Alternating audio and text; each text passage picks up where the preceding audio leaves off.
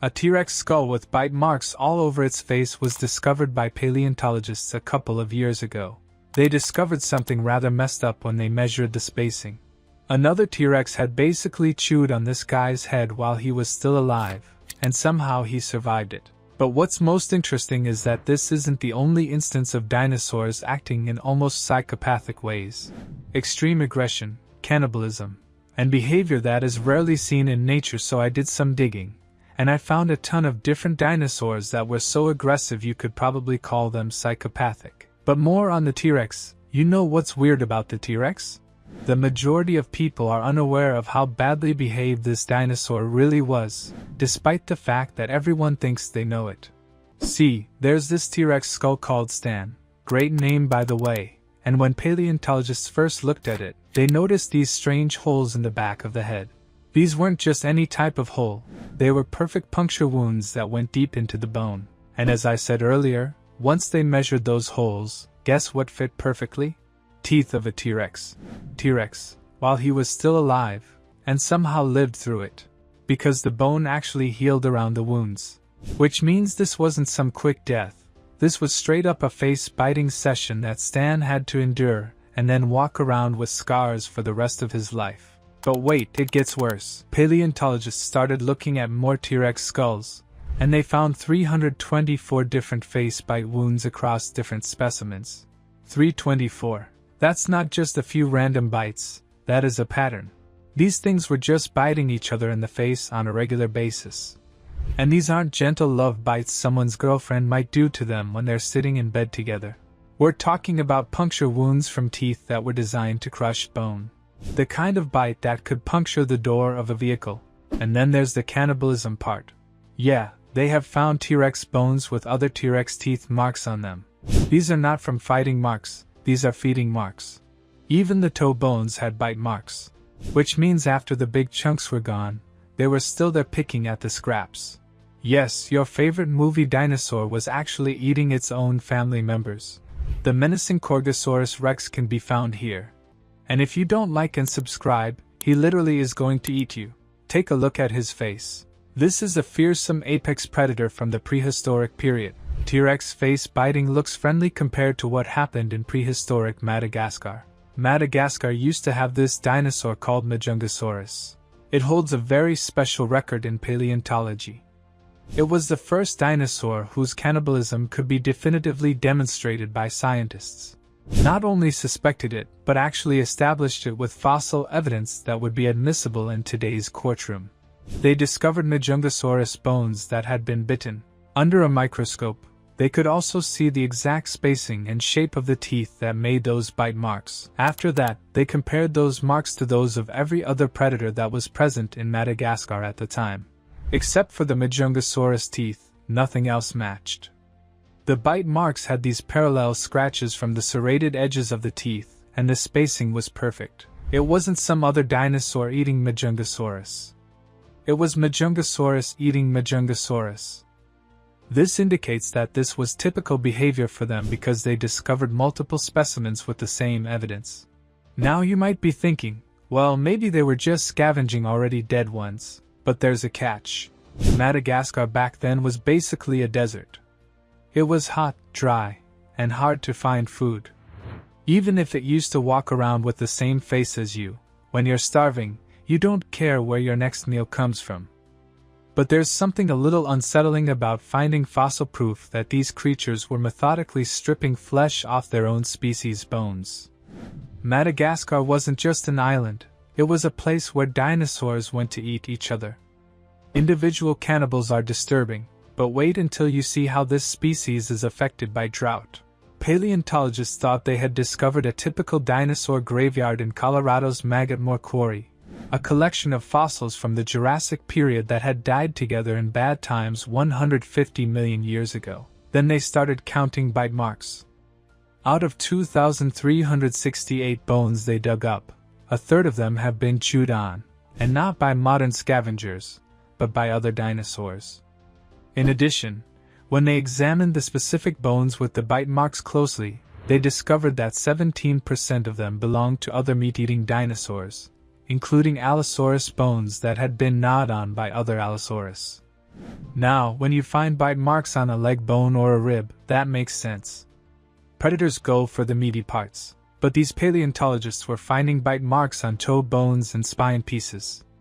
Those are the kind of bones that don't have much meat on them at all, which means these Allosaurus weren't just hunting. They were desperate. The quarry symbolizes a severe drought in which water sources dried up and everything began to die. And when large predators get hungry enough, they stop being picky about what they eat, even if what they eat used to look exactly like them.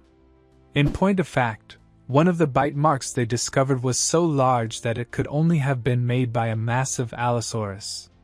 So we're talking about giant carnivores fighting over scraps of dried up landscape, and when the smaller ones died, the bigger ones just kept eating. The paleontologists studying this said Allosaurus probably weren't picky eaters to begin with, but during droughts, scavenging and cannibalism were definitely on the menu, which is a very polite way of saying these things would eat literally anything that stopped moving, including their own relatives. Now, eating your own species during hard times is one thing, but some dinosaurs got even more creative. This Daspletosaurus fossil, discovered by scientists, probably tells the saddest dinosaur story ever discovered. This thing got its ass kicked while it was alive, and then got eaten after it died. The skull is just covered in bite wounds, puncture holes in the back of the head, gouges on the face, chunks of bone missing, all from other Daspletosaurus teeth. The dinosaur's bones began to heal around the time of the attacks, indicating that it survived multiple encounters with its own species that involved biting its face. However, the story does not end there. Another Daspletosaurus discovered the body and decided to eat lunch after the beaten Daspletosaurus passed away.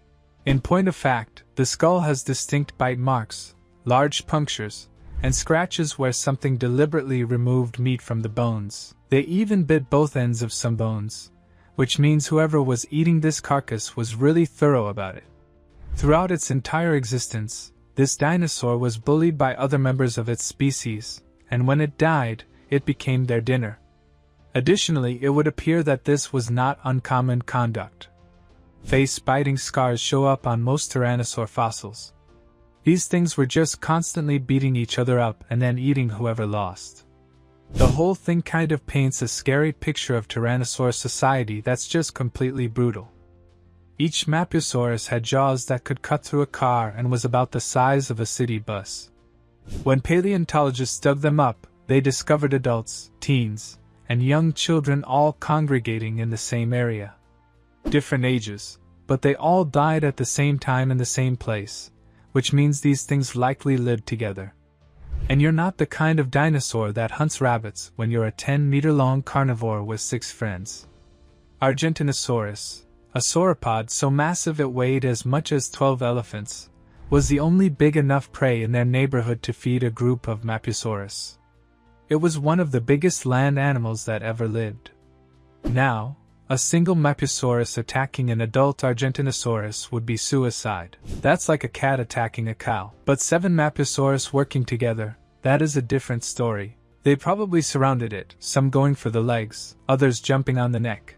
A few more slashing at the Argentinosaurus would be spinning around trying to shake them off. However, when you are being attacked from all directions by things with teeth the size of knives, there is only so much you can do. But the Mapusaurus bone beds suggest that they died in the process. It's possible that they were crushed while attempting to eliminate their target. These dinosaurs were smart and aggressive. So yeah, land predators working together is downright terrifying. But water predators just happen to be worse. Most people think Spinosaurus just ate fish all day. Turns out those people were wrong. Paleontologists discovered a Spinosaurus tooth embedded in a pterosaur neck bone, not around it. This indicates that a 15-meter-long semi-aquatic dinosaur bit down hard enough to remove a tooth process from a flying reptile. This wasn't some gentle fish-catching behavior. This was a violent attack on something with a 6-foot wingspan. Spinosaurs lived in river systems across North Africa, and it wasn't content to just sit in the water waiting for fish to swim by. It was an ambush predator, but 3 times longer, and probably 10 times as mean. The thing about ambush predators is that they're patient until they're not. A Spinosaurus could float in a river for hours without moving, skipping around like a log with a sail on its back. Then something comes to drink water, or a pterosaur dips down to catch a fish, and suddenly there's 15 meters of prehistoric nightmare exploding out of the water. They found bite marks from Spinosaurus on other dinosaur bones too. Not just pterosaurs, but land animals that came too close to the water's edge, which means Spinosaurus wasn't just fishing. It was opportunistically grabbing anything that got within range. In the water, Spinosaurus could be 10 feet away. Spinosaurus was just that concept scaled up to absurd proportions. So while Spinosaurus hunted alone, it was definitely an extremely aggressive predator. But let's move on to a pack hunter, because some raptors made a fatal teamwork mistake. Because paleontologists in Utah found a 9-ton block of sandstone that contains what might be the dumbest group death in dinosaur history. Inside this block are at least 6 Utahraptor skeletons, adults, teenagers, juveniles, a whole family of giant raptors. Some herbivore got stuck in what was basically prehistoric quicksand. Easy meal, right? So one Utahraptor goes in to finish it off, but the mud is stickier than expected. And now the raptor is stuck too. Then its family shows up. Instead of finding a stick or thinking this through, they apparently decided the best plan was to also jump into the death trap, one by one, until the entire pack was stuck in the same mud pit, slowly sinking to their death. They found evidence that some of the raptors were stepping on each other as they sank. Which means this went from a simple hunting trip to complete chaos pretty quickly. These were supposed to be smart predators, and they managed to kill themselves and step over each other to try and save themselves to get out of dying. These dinosaurs are known to be pack hunters, but this fossil suggests that they would literally kill their own family to save themselves. The really embarrassing part is that Utahraptor were massive. Each Utahraptor was built more heavily than other raptors, with thick leg bones and huge muscles for jumping on prey and holding down. But at least those Utahraptor died quickly, unlike their smaller cousins' victims. Deinonychus basically invented the whole pack of raptors thing that shows up in every dinosaur movie. The reason we know they hunted in groups is because they kept dying next to their food. Paleontologists found multiple sites where Deinonychus remains were scattered around the skeleton of Dinosaurus, which was this big plant eater about the size of a small bus. The first time they found this, they thought maybe the raptors died trying to take down this massive herbivore in some heroic last stand. But after that, they kept coming across the same thing. Dinosaurus carcasses are surrounded by Deinonychus teeth and bones. In fact, they found 14 different sites across Montana and Oklahoma. Dinosaurus was significantly larger than any individual Deinonychus at the time. We're talking about something that could kick so hard as to break ribs and probably weighed more than all of the raptors that were trying to attack it. So either these raptors were incredibly stupid, or they figured out how to work together. Evidence points to working together, but not in a cute, coordinated way you see in nature documentaries. More in the chaotic feeding frenzy way you see when hyenas find a dead elephant. The raptors, according to some researchers, were even less cooperative. Maybe one Deinonychus would attack a Dinosaurus, and if it managed to wound or kill it, the sounds and smells would attract others. This would explain why so many fossils of raptors with broken bones have been found in the vicinity of these carcass sites. They weren't just fighting, they were fighting each other over who got to eat what parts. Those famous raptor sickle claws weren't just for killing their prey. These dinosaurs didn't look like they shared much with their family. In fact, they might have killed their family just to get a meal. So yeah, group attacks can get messy, but sometimes we get the perfect snapshots of violence in some fossils we find. There's a fossil in Mongolia that shows exactly what happens when a velociraptor picks a fight with something its size. The fossil is called Fighting Dinosaurs, and its two skeletons locked together in what was clearly their final moment. On one side you've got a Protoceratops, a pig-sized herbivore with a sharp beak and a bad attitude. The other side, a velociraptor with its signature claw buried deep in the Protoceratops' throat. But the Protoceratops wasn't going down without a fight. Its jaws are clamped around the velociraptor's arm, and the bone shows fractures from the bite pressure. This was a prolonged struggle where both animals were trying their best to murder each other. They probably died when a sand dune fell on them in the middle of the fight, so their last thoughts probably were still on winning this stupid fight. Death literally had to interrupt them. The velociraptor's claw is positioned perfectly to slash the protoceratop's throat, which would have been a killing blow if it had connected properly. But the raptor's arm was broken by the protoceratops before that happened. The velociraptor was unable to break free without losing its arm, and the protoceratops could not continue without suffering a cut to the throat. As a result, the whole thing lasted probably less than a minute, but it's been preserved for 75 million years and is the ultimate example of prehistoric rage. Two dinosaurs refused to back down from a fight that neither of them was going to survive. So yeah, ultimately this is a pretty cool fossil, but some other dinosaurs made beating each other a complete lifestyle. Gorgosaurus skulls tell a story about what it was really like to be a tyrannosaur. 60% of adult Tyrannosaurus skulls have bite wounds on them. A typical Gorgosaurus probably spent its adolescence getting its face systematically destroyed by older, bigger tyrannosaurs. Then, when it reached a sufficient size, it was able to repay the favor to the subsequent generation. All this face biting seems really bad, until you hear about the falsely accused cannibal. Dilophosaurus had the worst reputation in paleontology for more than 50 years. It was displayed in museums as the baby-eating dinosaur. Textbooks called it a cannibal. When an ankylosaurus swung that thing, it was delivering about the same impact as getting hit by a pickup truck, and they have evidence that these clubs were actually used quite regularly. But the really interesting evidence comes from the ankylosaurs themselves. They found an ankylosaur called Zul with damaged armor plates on its sides that show signs of healing. The damaged pattern suggests another ankylosaur hit it with a tail club during some kind of fight, which means these things weren't just using their clubs on predators. Ankylosaur domestic disputes apparently involved trying to break each other's ribs with bone hammers. The clubs only developed when the ankylosaurs reached sexual maturity, which tells us they were probably weapons used in mating contests.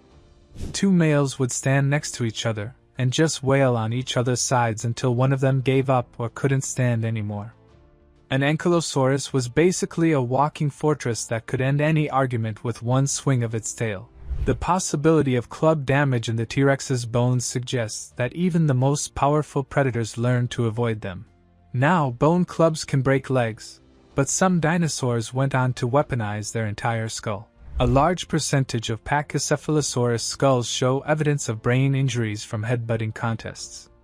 On the top and sides of the skulls, strange pitted scars show where the bone was damaged and then tried to heal itself. They were the outcome of coordinated head-to-head combat between animals whose skulls were equipped with weapons. The really disturbing part is that many of these injuries happened juveniles. This was a pattern of violence that began at a young age and persisted throughout their lives.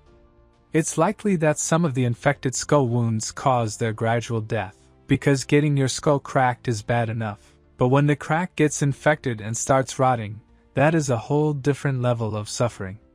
Apaches basically turned headbutting into an extreme sport, except the only prize was brain damage, and the losers often died from the injuries weeks later. They spent their entire lives giving each other traumatic brain injuries as a form of social interaction. And somehow they thought this was a good system that was worth continuing for millions of years. That's why I think that is the most psychopathic dinosaur out there. Because while it's not a carnivore, giving each other brain damage for your entire life is just crazy. If you think I missed any other aggressive dinosaurs you'd like to see me talk about, make sure to comment them down below. If you enjoyed watching this video, make sure to like this video and subscribe to the channel for more content just like this.